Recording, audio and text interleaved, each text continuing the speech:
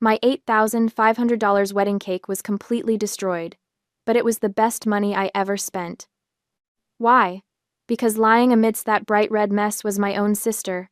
About to fall into a deep sleep, she had intentionally drugged me right at my wedding to turn me into a drunken mess in front of my wealthy in-laws. I let her have her way, but at a much higher price. A gentle glass swap, a fake smile. And the result was the most satisfying sight of my life. My precious sister collapsing amidst the crumbs of red velvet. But to understand why my own sister wanted to ruin my big day, I have to take you back through the preparation process. I was Pamela, 29 years old, working as a marketing director at a prestigious firm in Charleston, and I had always prided myself on being self-possessed and logical. My younger sister Sutton, 27, was what she called an influencer, which was a fancy word for unemployed and living a virtual life on social media. What she didn't advertise to her 12,000 followers was the $51,000 in credit card debt she had been hiding from our parents. My parents, Conrad and Blythe, had always favored Sutton. Always. It defied all logic, all reason, all fairness. I could bring home straight A's, scholarships, job promotions, didn't matter. Sutton could post a selfie with a motivational quote stolen from Pinterest, and Mother would frame it. Sutton's jealousy reached its absolute peak when I got engaged to Sterling. Sterling was an orthopedic surgery resident at the medical university, brilliant and kind, with hands that can reconstruct shattered bones, and a smile that makes my heart skip. But what really sent Sutton into a spiral wasn't his career or his character, it was his last name. Sterling comes from old Charleston money, the kind of family whose ancestors signed important documents and had ships named after them. The kind of family that still gets invited to garden parties at historic estates. The kind of family Sutton desperately wanted access to. During the wedding preparations, she turned into an absolute nightmare. It started 3 months before the wedding. I was sitting in my apartment, reviewing vendor contracts, when Sutton showed up unannounced. She walked in wearing yoga pants that cost more than most people's monthly grocery budget, and carrying a designer handbag I knew she couldn't afford. "I've been thinking," she announced, not bothering with hello. "I should be your maid of honor." I looked up from my spreadsheet. "Sutton, I already asked Adeline. Your lawyer friend?" She wrinkled her nose like she'd smelled something rotten. "Pamela, this is a wedding with old money elements. Do you really want someone who wears pantsuits to everything standing next to you in photos that will be in the society pages? Adeline is my best friend. She's been there for me through everything. And I'm your sister." Sutton's voice took on that whiny edge I knew too well. "Your only sister. What will people think if your own flesh and blood isn't your maid of honor? It'll look like we're estranged. It'll look bad for both of us. Besides, I need this, Pamela. Do you know how good this will be for my brand? A wedding at the historic Charleston Hotel? With Sterling's family? I could gain thousands of followers. I should have said no right then. Should have held my ground. But then she called Mother. 2 hours later, both our parents showed up at my door. Mother was already dabbing at her eyes with a monogrammed handkerchief, and Father wore his disappointed expression, the one he'd perfected over decades of making me feel guilty for existing. "Pamela, sweetheart," Mother said, taking my hands in hers. "Sutton is devastated. Absolutely devastated. She feels like you don't love her." "That's not—" "I never said that. I just wanted—" "Your sister is going through a difficult time right now," Father interrupted, his voice carrying that authoritative tone he'd use when the discussion was over before it began. "The least you can do is include her in your special day. Make her feel valued." "Just indulge your sister," Mother added, squeezing my hands. "Don't make her sad. It's one day, Pamela. Surely you can be generous for one day?" The manipulation was textbook. They'd been doing this my entire life, making Sutton's feelings my responsibility, her happiness my burden. "Fine," I said. The word tasted like ashes. "You can be the maid of honor." Sutton squealed and clapped her hands. Mother beamed. Father nodded approvingly. Adeline, when I called to break the news, was silent for a long moment. Then, "Are you sure about this, Pam?" "No," I admitted. "But it's easier than fighting them all." Easier isn't always better. She was right, of course. But I'd already made my first mistake. I'd already nodded in agreement. I didn't know then that this concession had paved the way for Sutton's most vicious plot. 2 weeks before the wedding, Sutton texted me, Need you to pay for my bridesmaid dress. I'm a little short this month.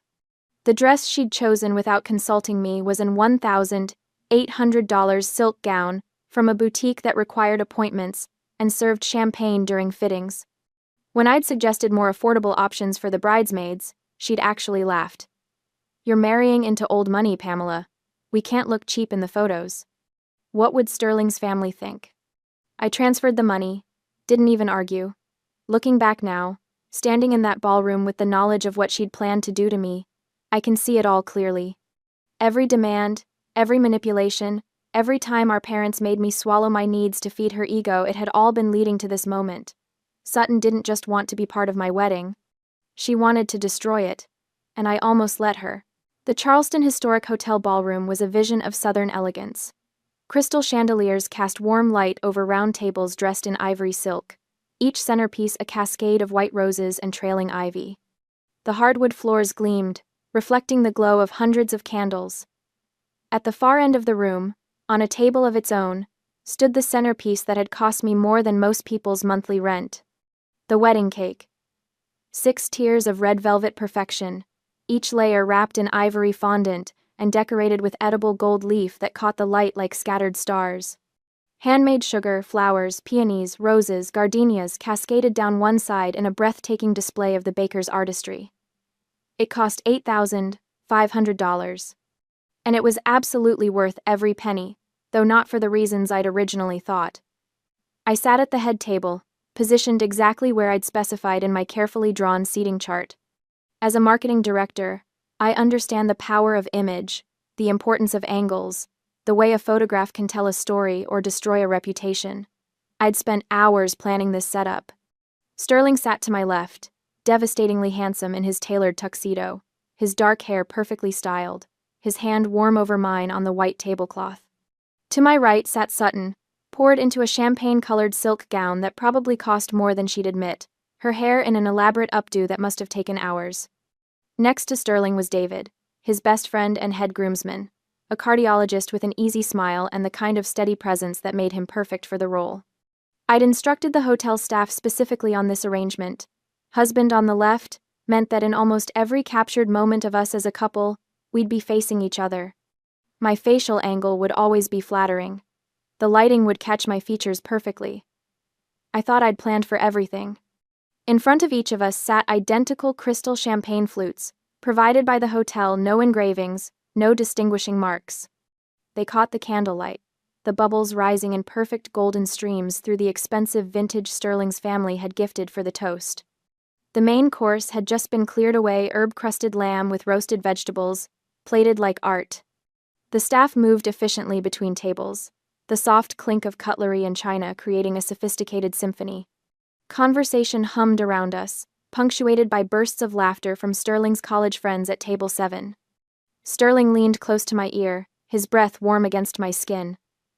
Did you see Uncle Richard trying to flirt with your great-aunt Miriam? I think he's had too much wine. I turned completely to my left to look at him, laughing, my body rotating to face my new husband. In my peripheral vision, I caught movement to my right, Sutton's hand. Her hand moved across the table with practiced smoothness, reaching as if to adjust my place card, which had shifted slightly askew during dinner. A perfectly innocent gesture. Helpful, even. But as her palm glided over my champagne flute, it tilted, just slightly. The colorless liquid from the tiny glass vial she held in her palm fell into my glass and dissolved instantly into the bubbles. The carbonation hid everything, no color change, no residue, nothing to indicate that anything had changed. She pulled her hand back quickly, repositioning my place card with a satisfied little smile. She thought no one saw, but Sutton had forgotten about Adeline. My best friend since law school sat at the VIP table directly across from us, positioned with a perfect view of the head table. While Sutton had been so focused on me, on Sterling, on making sure we didn't notice her little trick, she'd completely overlooked the woman with the criminal defense lawyer's eye for detail, and the instincts of someone who'd spent years studying how people commit crimes. Adeline had seen everything. The gliding hand, the falling liquid, Sutton's smirk. My phone, lying face up on the table next to my champagne flute, buzzed. Bzzzzed. The sound was subtle, lost in the ambient noise of 200 guests celebrating. but I felt it. Saw the screen light up with an incoming message. I glanced down. An iMessage from Adeline. 5 short words, all in capitals. Swap glasses. She drugged it. My heart stopped. Actually stopped, then started again with a painful thud that I felt in my throat, my chest, my fingertips. The world tilted slightly, the chandelier light suddenly too bright, the sounds around me suddenly too loud. I froze, every muscle in my body locking into place. But years of client presentations, of high-stakes meetings, of maintaining composure when campaigns crashed or executives panicked, all of that training kicked in. My face remained calm, neutral. Perhaps a touch concerned, as any bride might be reading a text during her reception, but nothing more.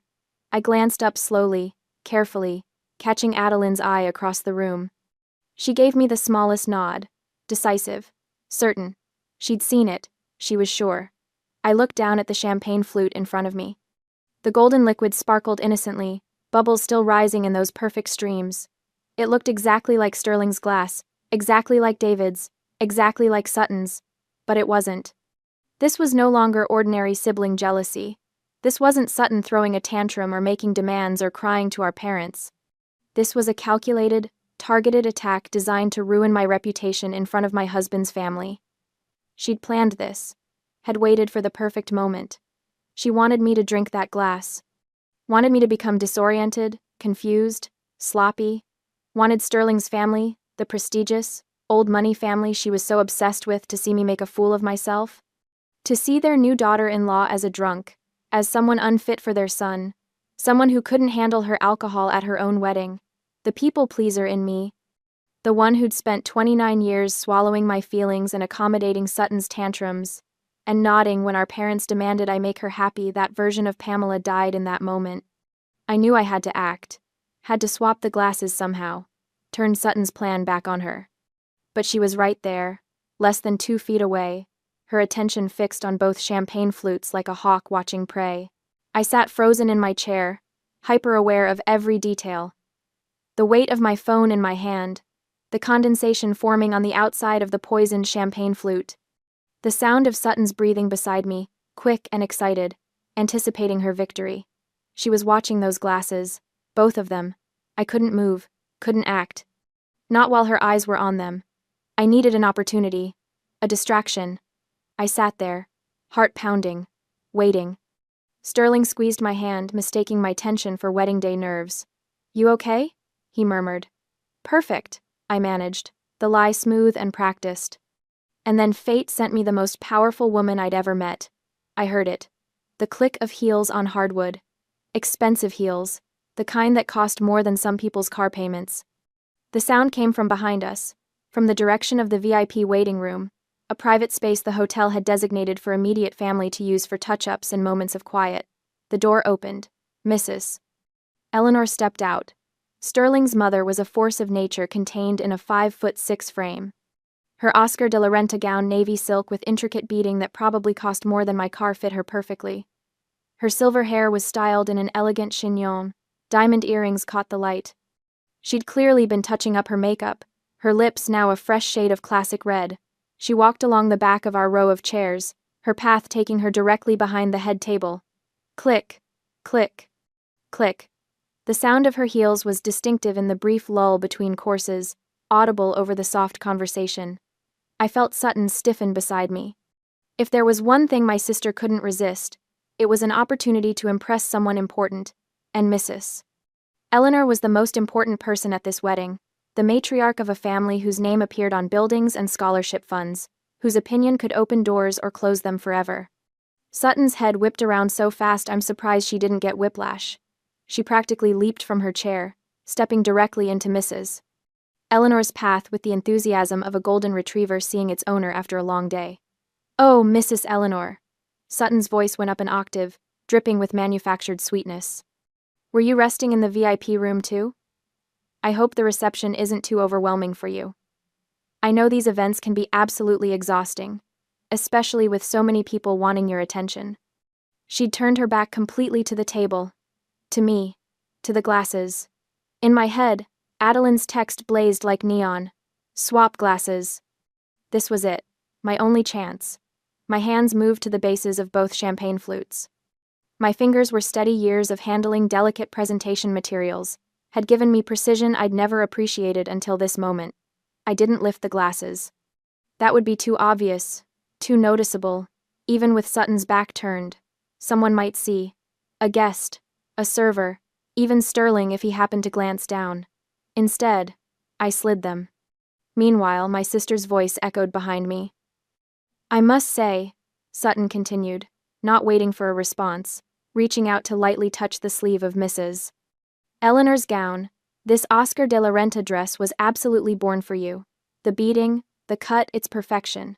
You have the most incredible eye for fashion. I was just telling Pamela earlier how elegant you looked. Simply elegant. The silk tablecloth was perfect for this expensive, smooth, with just enough friction to control the movement but not enough to resist it. I applied gentle pressure to the bases of both glasses, pushing my drugged glass toward Sutton's position while simultaneously pulling her clean glass toward mine. They glided across the fabric like figure skaters on ice, moving just 1 millimeter above the surface, the liquid inside barely rippling. Swish. I rotated the new glass slightly in my position, turning it so the faint lipstick mark Sutton had left on the rim faced away from where she'd been sitting. The entire process took 5 seconds, exactly the time it took Sutton to finish her effusive compliment about the dress and start in on how much she admired Mrs. Eleanor's philanthropic work with the children's hospital. No one noticed. The servers were at the far end of the ballroom. The guests were engaged in their own conversations. Sterling was watching his uncle Richard, who had indeed cornered my great-aunt Miriam near the bar. But Adeline noticed. I glanced toward the VIP table. She was holding her wine glass, but her eyes were on me. When our gazes met, the corner of her mouth lifted in the smallest smile. She raised her glass fractionally, a toast only I could see. My network of allies had worked perfectly, and I knew with absolute certainty that Adeline wouldn't take her eyes off my sister for the rest of the night. She'd watch. She'd document. She'd be ready. Mrs. Eleanor extracted herself from Sutton's attention with the practiced grace of someone who'd been handling social climbers for decades. How kind of you to say so, dear. If you'll excuse me, I should return to my table. She glided away, leaving a cloud of expensive perfume in her wake. Sutton turned back to her seat and practically bounced into her chair, her face flushed with triumph. She thought she'd just secured major points with my mother-in-law, thought she'd had a successful networking moment that would definitely be worth an Instagram story later. She glanced at the table. The 2 champagne flutes sat exactly as they had before she'd turned around. Same positions, same fullness, same innocent sparkle of golden bubbles. Her eyes flicked to them briefly, then away. No suspicion, no concern. Why would there be? They looked identical. And her overconfidence, her absolute certainty that she'd outsmarted me, that her plan was flawless, had killed any instinct to double-check. She reached for the glass in front of her now. The drugged one. Her smile was toxic, triumphant. Come now, she said, lifting the crystal flute toward me. Let's toast to your happiness, Pamela. I raised my clean glass, forcing my face into a smile that I filled with hidden meaning. Every ounce of satisfaction, every bit of delayed justice, every year of being told to accommodate her, I put it all into that smile. Thank you, sister, I said softly, to a night we cannot forget. The crystal flutes met with a clear, pure chime that rang out across our section of the table. Clink. Sutton brought the glass to her lips and drank deeply, her eyes locked on mine over the rim. She thought she was watching her plan unfold, thought she was seeing the beginning of my downfall. I sipped my clean champagne and watched her drink her own sentence. The colorless liquid melatonin, whatever dose she'd prepared for me, slid down her throat with the expensive vintage champagne. She set her glass down with a satisfied sigh, still smiling. I smiled back and waited. After the toast, I made my move. I had to sell this. Had to make Sutton believe her plan was working exactly as she'd designed it. So I went quiet. I turned slightly away from the table conversation, let my smile fade into something more neutral, more subdued. When Sterling asked me a question about the dessert service timing, I answered in soft, vague terms. When David tried to include me in a joke about the worst wedding speeches they'd witnessed in medical school, I managed only a weak laugh. Sutton noticed immediately. I could feel her eyes on me, could sense the way she leaned slightly closer, studying my face for signs of the drugs taking effect. I gave her what she wanted, a bride growing quieter, a little disconnected, slightly unfocused. The corner of her mouth twitched upward. She thought it was working. Thought I was beginning to feel the effects of the melatonin, that in a few more minutes I'd be stumbling, slurring, making a spectacle of myself in front of 200 guests and Sterling's entire family. She sat back in her chair, practically vibrating with excitement, her confidence growing with every passing minute. But what Sutton didn't realize, what her self-absorption wouldn't let her see, was that the drugs were in her system now, being absorbed into her bloodstream, beginning their journey toward her brain. The MC's voice crackled through the sound system, smooth and professional. "Ladies and gentlemen, we now invite the best man to say a few words." The ballroom quieted, conversations trailing off as guests turned their attention to the small stage area near the cake table. David stood, buttoning his jacket with an easy grin. I checked the time. The evening was running precisely on schedule, just past 8 o'clock. He made his way to the microphone, and for the next several minutes, he had the entire room laughing. Stories about Sterling's terrible cooking in their shared apartment during residency. The time Sterling had accidentally worn mismatched shoes to a formal hospital presentation. The moment David had known Sterling was serious about me because he'd started actually doing his laundry instead of buying new clothes when he ran out of clean ones. The timing was perfect. David's speech created a buffer, a period where all attention was focused elsewhere, where the subtle changes beginning to happen in Sutton's body would go unnoticed in the darkened ballroom. I watched her from the corner of my eye. She was still smiling, still playing her part as the supportive maid of honor, but I saw it the way she shifted slightly in her seat. The way her hand came up to touch her temple briefly, the small crease that formed between her eyebrows. The melatonin was starting to work. Liquid melatonin acts faster than pills, absorbing quickly into the bloodstream. Sutton would be feeling it now, a subtle heaviness in her limbs, a gentle fuzziness creeping into her thoughts. But she'd mistake it for nervousness about her upcoming speech, or perhaps the champagne hitting a little harder than expected. She'd never suspect the truth. David finished his speech to enthusiastic applause and returned to his seat, clapping Sterling on the shoulder as he passed. Sterling stood to hug his best friend, and the two of them shared a moment that made the photographer's camera flash repeatedly. The MC returned to the microphone. "Thank you, David. And now, we'd love to hear from the maid of honor." The moment arrived. Sutton stood. I watched her carefully, remembering every detail. The way she had to steady herself briefly with a hand on the table. The slight pause before she stepped away from her chair, as if gathering her coordination, the forced brightness in her expression that didn't quite reach her eyes. She thought it was nerves. Thought it was the natural anxiety of public speaking, but I knew better. The drugs were taking hold, creating that characteristic light-headed sensation, making her limbs feel heavy and disconnected. In another 10 minutes, she'd be fighting to keep her eyes open. But right now, in this moment, she still had enough clarity, enough diluted confidence to believe she was in control. She walked toward the stage area, her steps perhaps a fraction slower than normal, but still steady enough, and she headed straight for the spot she'd probably planned for days, right next to the cake tower. Of course she did. The $8,500 red velvet masterpiece, with its edible gold leaf and handmade sugar flowers, would be the perfect backdrop for the photos she'd post later. The expensive cake would signal wealth, status, connection to old money. It would be visible proof that she'd made it, that she was part of this world. She positioned herself as close to the cake table as possible, probably closer than the catering staff would have liked. Her left hand held a newly refilled wine glass, and her right hand accepted the wireless microphone from the MC. The microphone. That beautiful, treacherous wireless microphone that would broadcast every word to the entire ballroom through the sophisticated sound system Sterling's family had paid extra for. Sutton didn't think about that. Didn't consider what might happen if she lost control of her words, if the drugs in her system made her truth-telling and uninhibited. She just smiled at the crowd and began to speak. "Good evening, everyone." She started, her voice amplified perfectly through the speakers.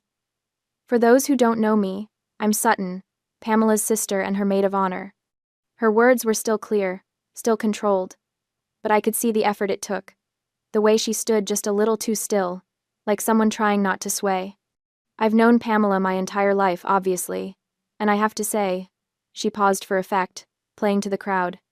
It's been quite a journey watching her find someone worthy of her. Polite laughter from the guests. Pamela has always been the responsible one, the organized one, the one with the perfect plans and the perfect career. There was an edge to her voice now, something sharp hiding beneath the saccharine sweetness. And now she has the perfect husband from the perfect family. I sat below the stage, my hand finding Sterling's and squeezing tight. He squeezed back. He had no idea what was coming. None of them did. Sutton raised her wine glass slightly, the liquid catching the light. "So here's to Pamela," she said, her smile wide and fake and poisonous. "To my perfect sister and her perfect life." The crowd murmured appreciation, glasses raising in response. But I sat there, watching, waiting for the moment when the melatonin would hit full force, waiting for karma to strike, waiting for my sister to fall. The applause for my speech was still echoing through the ballroom when Sutton raised her wine glass high, that practiced smile stretched across her face. She delivered her performance flawlessly, the loving sister, the gracious bridesmaid, the picture of family unity. But I knew better. I'd always known better. "To my sister and her new husband," she announced, her voice carrying that theatrical lilt she'd perfected for her Instagram videos. "May your marriage be everything mine will be someday." The crowd murmured their approval. Sterling's hand found mine under the table, his fingers warm and steady. I watched Sutton bring the crystal flute to her lips, my original glass, the one she'd so carefully doctored, and take a long, triumphant sip. The transformation wasn't immediate. She lowered the glass, still smiling, still playing her part. But then I saw it, the slight wobble in her stance, the way her free hand reached for the podium, as if the floor had suddenly shifted beneath her feet. "Thank you all for," her words slurred at the edges. She blinked rapidly, her eyelids growing heavy. The crystal flute trembled in her grip. Adeline leaned close to me, her voice barely a whisper. "How much did she use? How much did she use?" "I don't know," I murmured back, "but judging by how fast it's hitting her, a lot more than the recommended dose." She swayed visibly now, her knuckles white as she gripped the microphone stand. The entire ballroom had gone quiet, 300 guests watching as my sister's carefully constructed facade crumbled in real time. "Why?" Her voice cracked through the speakers, confused and frightened. "Why is the ceiling spinning?" The wine glass slipped from her fingers first. It tumbled through the air in what felt like slow motion, crystal catching the light before it shattered against the stage floor. The sound was sharp, final like a gunshot in the sudden silence. Then Sutton's legs gave out completely. She pitched forward, her right hand still clutching the microphone in a death grip, as if that slim piece of metal could somehow anchor her to consciousness. Her body moved with the terrible weight of dead gravity, no attempt to catch herself, no protective instinct left in her drugged system. The impact was catastrophic. Boom. 6 tiers of red velvet wedding cake, $8,500 worth of artisanal perfection, each layer carefully crafted with gold leaf details and delicate sugar flowers, exploded on contact. Sutton's face hit first, then her entire torso, her $1,800 bridesmaid dress plunging into the destruction like a diver entering water.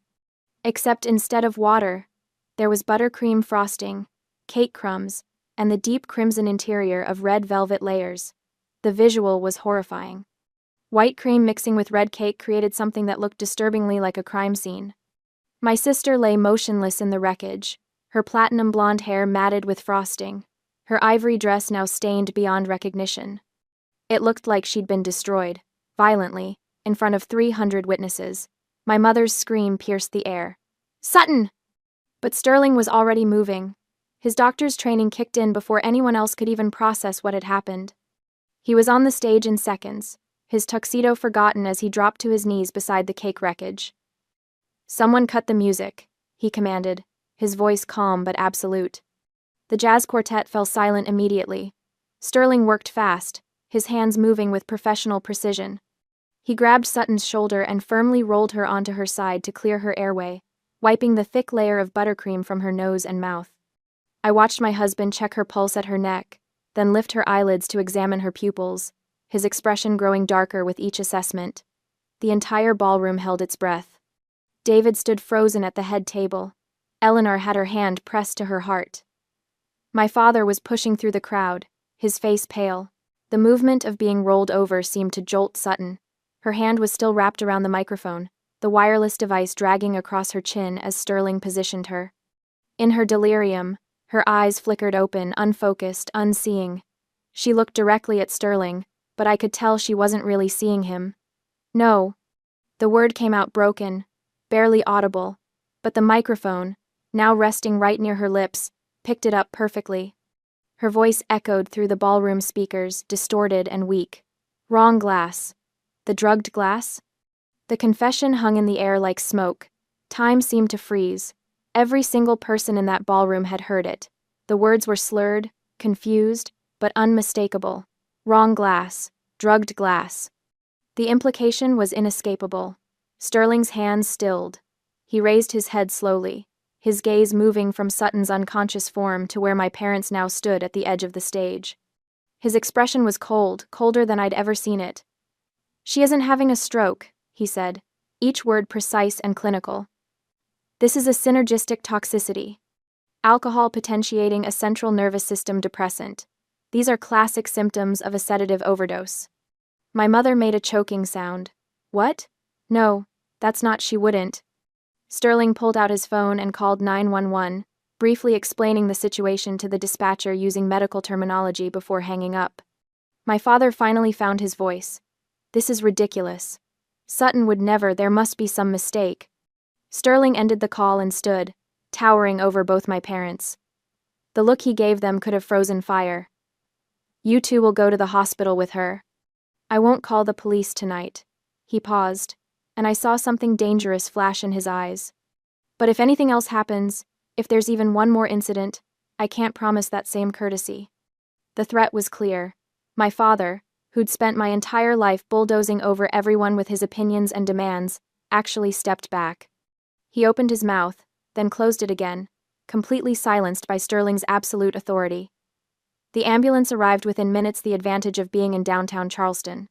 The paramedics loaded Sutton onto a gurney, her face still smeared with frosting and cake crumbs, her dress ruined beyond repair. My mother climbed into the ambulance without a word, her face twisted in that familiar expression of martyred suffering. My father lingered at the ballroom entrance, looking back at me with something I couldn't quite read. Accusation? Guilt? Fear? I met his gaze steadily, refusing to look away, refusing to give him the comfort of my submission. Then he was gone, and the ambulance pulled away into the Charleston night. The ballroom was chaos, guests murmuring in shocked clusters, hotel staff frozen in uncertainty, the destroyed cake, a crimson monument to the evening's disaster. I stood at the head table, Sterling's hand in mine, and felt something unexpected wash over me. Relief. Pure, uncomplicated relief. Adeline appeared at my side, her phone held up like a trophy. "I recorded the whole thing," she announced, her criminal lawyer instincts sharp as ever. "Both the fall and the confession. Audio is crystal clear." She tapped the screen, and Sutton's drugged voice played back. "Wrong glass. The drugged glass?" Several nearby guests heard it. The whispers intensified. I watched the truth ripple through the crowd like a stone dropped in still water. My sister, the golden child, the beloved youngest daughter, had just confessed to attempted poisoning in front of 300 witnesses. The hunter had become the prey. Eleanor approached us, her Oscar de la Renta gown somehow still immaculate despite the chaos. She looked at the destroyed cake, then at me, her expression unreadable. "Well," she said finally, a hint of dry amusement in her voice, "this is certainly the most memorable wedding I've ever attended." The hotel manager materialized, wringing his hands. "Mrs. Ashford, I am so terribly sorry about this incident. Should we end the reception, given the circumstances?" I looked at the ruined cake. Red velvet crumbs scattered across the stage like evidence of violence. White frosting smeared across the floor. The beautiful 6-tier masterpiece reduced to rubble. $8,500 worth of destroyed artistry. And all I felt was light. I turned to Sterling. His blue eyes searched mine, concerned but not pitying. "How are you doing?" he asked quietly. "This is the first time I've seen you breathe easy since we got engaged," he said before I could answer. He was right. For months I'd been walking on eggshells, managing my family's expectations, trying to prevent exactly this kind of scene. I'd paid for Sutton's dress, included her in every detail, bent over backward to keep the peace, and she'd tried to drug me anyway. But now? Now the monster had been driven away. I looked at the hotel manager and smiled a real smile, not the practiced one I'd been wearing all night. Clean it up. Bring out more wine and whatever desserts the hotel has in the kitchen. The night has only just begun. The manager blinked. You want to continue? This is my wedding reception, I said firmly. And I'm going to celebrate with the people who actually care about me. Something shifted in the room after that. The guests who'd come out of obligation, my parents' friends, the society matrons who'd attended for appearances, made their quiet exits. But the people who remained? They were ours. Sterling's medical school colleagues, my work friends, Adeline and David, Eleanor and the family members who'd actually taken the time to know us. The jazz quartet started playing again. The hotel brought out trays of chocolate tortas and lemon tarts. Someone opened more champagne. Without the weight of my family's judgment hanging over everything, the reception transformed into something genuine.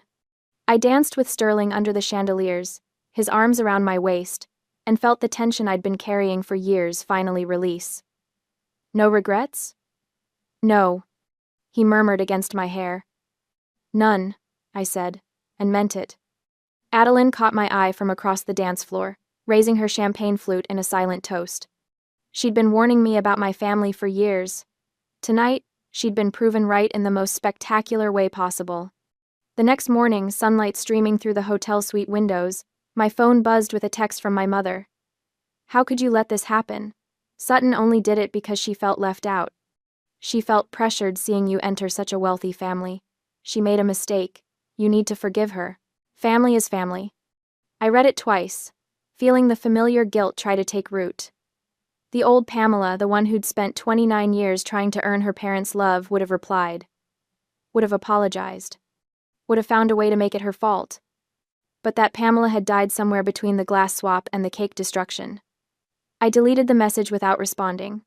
Then I blocked the number. Sterling watched me from the bed, understanding without asking. You okay?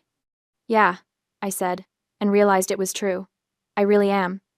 I blocked my father's number next, then Sutton's. One by one, I cut the threads that had bound me to their toxicity for my entire life. No more money transfers to cover Sutton's debts. No more guilt-trip phone calls. No more playing the role of the disappointing daughter. Freedom tasted like the Charleston morning air, salty and clean. 1 year later, Sterling took me to a prenatal checkup at Charleston Medical. I was 8 months along, my belly round and firm under my sundress.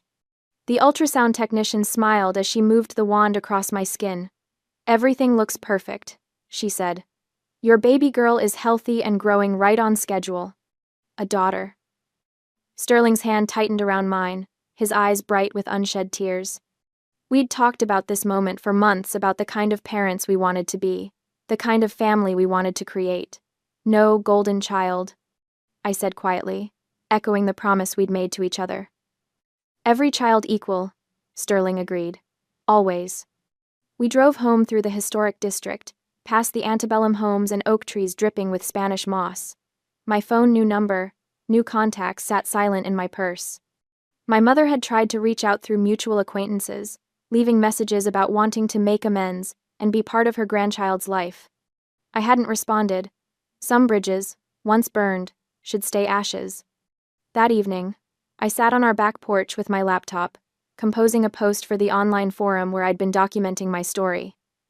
The wedding disaster had been too spectacular to keep completely private. Strong opinions. I need your thoughts on a few things, I typed, because my family still won't leave me alone, and I want outside perspectives. Question 1. Was I too harsh for swapping the glasses? My mother says a good sister would have just poured the wine away instead of letting Sutton harm herself. Question 2. Sutton destroyed an $8,500 cake.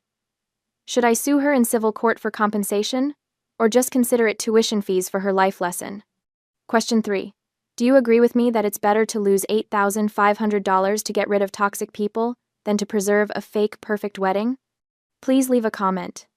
I hit post and closed the laptop. Inside, Sterling was cooking dinner, humming along to jazz music. Through the window, I could see him moving around our kitchen, our home, our life, built on honesty instead of manipulation. My daughter kicked, a firm little flutter against my ribs. I pressed my hand to the spot, feeling the miracle of new life, new beginnings.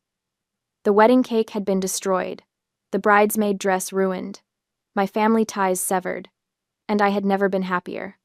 The monster was gone, the cage was open, and I was finally completely free.